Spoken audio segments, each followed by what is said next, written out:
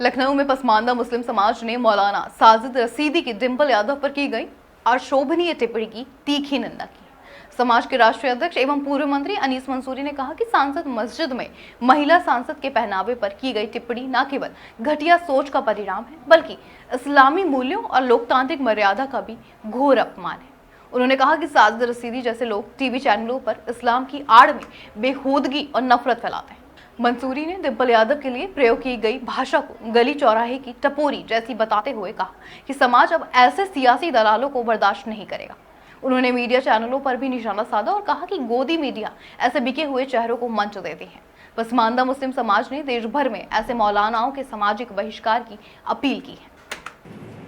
मैं आज हाजिर हुआ हूँ यहाँ माननीय राष्ट्रीय अध्यक्ष पसमानदा समाज पूर्व राज्य मंत्री अनीस मंसूरी साहब के पास, और एक दर्द लेके आया था जो अभी हाल ही में एक बयान आया मौलाना साजिद रशीदी साहब का, जो उन्होंने इतने गौर से किसी महिला का जिस्म देखने का जो प्रचार किया है और जो उन पर अभद्र भाषा का उन्होंने जो इस्तेमाल किया है, इससे बहुत आहत हूँ।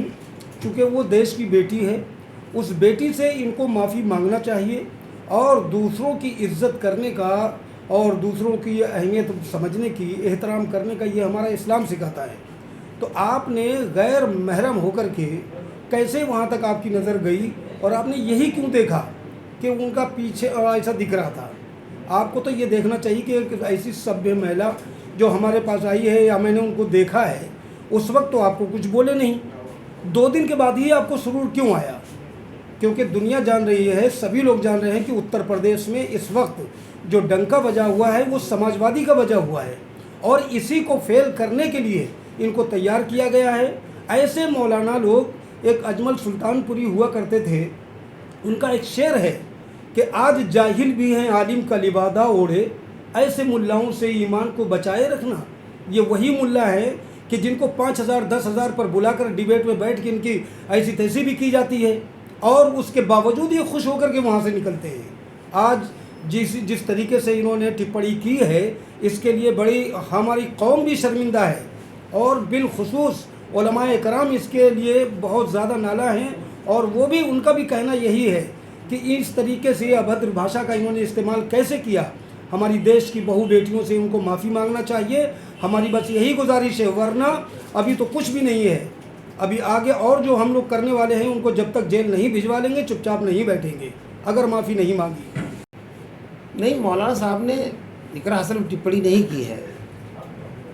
आपकी जानकारी में ला दूँ कि उन्होंने माननीय डिंपल यादव जी, जो 3 बार की लोकसभा की निर्वाचित सांसद हैं, उनके बारे में किया है।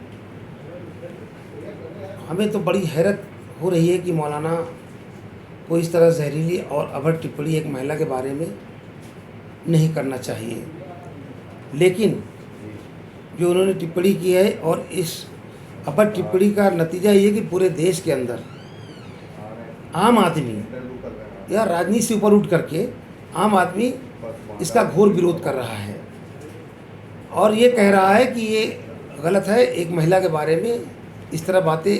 और वो महिला जो 3 बार की निर्वाचित लोकसभा की सांसद हूँ, और वो महिला जिन महिला के बारे में भारतीय जनता पार्टी के हमारे तमाम विरोधी भी उनकी सादगी और उनकी विचार और उनकी शराफत की वो चर्चा करते हैं।